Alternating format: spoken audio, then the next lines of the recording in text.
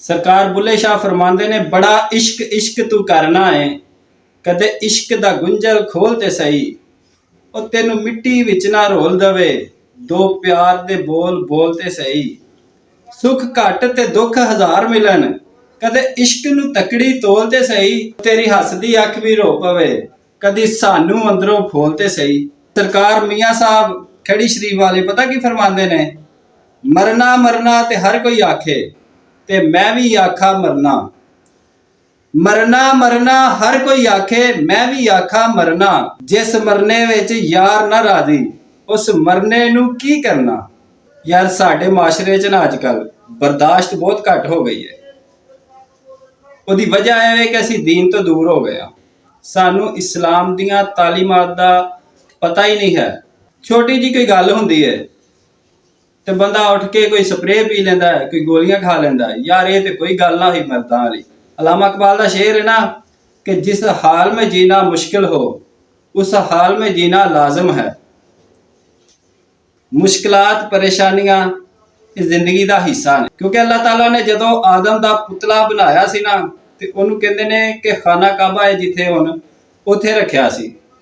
फिर उहदे ते 40 दिन बारिश हुंदी रही ते जिहदे ते 39 दिन यानी 39 डेज उहदे ते अल्लाह ताला मुसलसल गमां दी बारिश करदा रहा ते सिर्फ एक दिन उहदे ते खुशी दी बारिश कीती।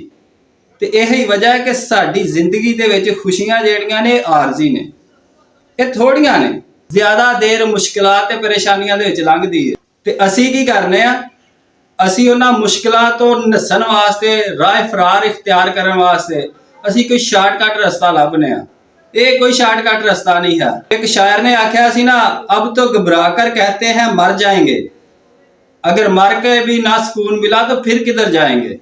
हाँ ये पक्की गल है, क्योंकि हदीस दे विच कि खुदकुशी करना हराम है ते जेड़ा बंदा अल्लाह दे हुक्म तो बगैर अपनी जान लेंदा है, हदीस च आंदा है कि वह बंदा क़यामत तक रोजाना 100 मरतबा उवें ही मरेगा, उवें ही तकलीफ चुकेगा। इस दफा इस जिंदगी नू जाया ना करो, कदी घर वालियां दियां परेशानियां तो, कदी किसी दी बेवफाई तो। ते जिहड़ी आ बेवफाई वाली या इश्क प्यार वाली गल है ना, ये सरासर धोखा है, कोई किसी का नहीं है। क्योंकि बंदा कल्ला ही इस दुनिया ते आया सी ते कल्ला ही उन्हें इस दुनिया तो जाना है। सिर्फ चंद रिश्ते ने जिहड़े बंदे नाल मुखलस ने, जिन्हां च उहदे वालदैन ते उहदे भैन भाई ने। उन्हां चों भी भैनां ज्यादा करदियां ने, भाई ते फिर बदल जाते हैं। तो अक्सर सुनने च आउंदा है कि कोई बंदा तंग आया, बीवी नाल लड़िया तो उन्हें स्प्रे पी ली, उन्हें गोलियां खा लियां, उन्हें फाह लै लिया। ये तो कोई गल ना हुई। जेड़े बंदे नूं तुहाडा एहसास ही नहीं है, तुसीं ओहदे वास्ते किड्डा वड्डा कदम चुकन डे हो। ओहदा की है, वो तो नवां खसम कर लेगी, बंदा है तो नवीं जनानी कर लेगा। ते जेड़ा कहंदा ना मैनूं तेरे नाल बड़ा प्यार है, मैनूं तेरा बड़ा एहसास है, ਉਹਦਾ ਉਦੋਂ ਹੀ पता लग जाता है ਜਦੋਂ ਬੰਦੇ ਤੇ ਕੋਈ ਮੁਸ਼ਕਲ ਟਾਈਮ ਆਉਂਦਾ है ना, ਤੇ ਹਰ ਬੰਦਾ ਛੱਡ ਜਾਂਦਾ ਹੈ, ਕੋਈ ਬੰਦਾ ਵੀ ਨਹੀਂ ਨਾਲ ਰਹਿੰਦਾ। ਤੇ ਕੁਝ ਲੋਕ ਐਵੇਂ ਦੇ ਹੁੰਦੇ ਨੇ ਜਿਹੜੇ ਐਵੇਂ ਹੀ ਅਗਲੇ ਬੰਦੇ ਨੂੰ ਅਹਿਸਾਸ ਹੀ ਨਹੀਂ ਹੁੰਦਾ, ਉਹਦੇ ਵਾਸਤੇ ਪਾਗਲ ਹੋਏ ਹੁੰਦੇ ਨੇ। ਜਾਂ ਤੁਹਾਡੇ ਜਜ਼ਬਾਤ ਇੰਨੇ ਹੀ ਸਸਤੇ ਨੇ ਕਿ ਅਗਲੇ ਬੰਦੇ ਨੂੰ ਕਦਰ ਹੀ ਨਹੀਂ ਹੈ ਤੇ ਤੁਸੀਂ ਉਹਦੇ ਵਾਸਤੇ ਆਪਣਾ ਸਾਰਾ ਕੁਝ ਜ਼ਾਇਆ ਕਰਨ ਦੇ ਹੋ।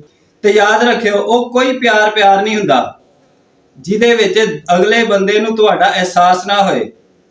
ਜਿਹੜਾ ਤੁਸੀਂ ਐਵੇਂ ਮੰਗ ਕੇ ਲਓਗੇ ਨਾ, ਉਹ ਪਿਆਰ ਨਹੀਂ ਹੈ, ਉਹ ਵੀ ਕੇ ਖੈਰ ਹੈ। ਜਿਹਨੂੰ ਅਸੀਂ ਆਨੇ ਆ ਨਾ ਮੰਗਣ ਵਾਲੇ ਨੂੰ ਖੈਰ ਪਾਈਦੀ ਹੈ, ਉਹ ਹੁੰਦੀ ਹੈ।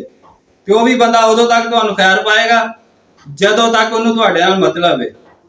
ਉਹ ਕੋਈ ਪਿਆਰ ਪਿਓਰ ਨਹੀਂ ਹੈ।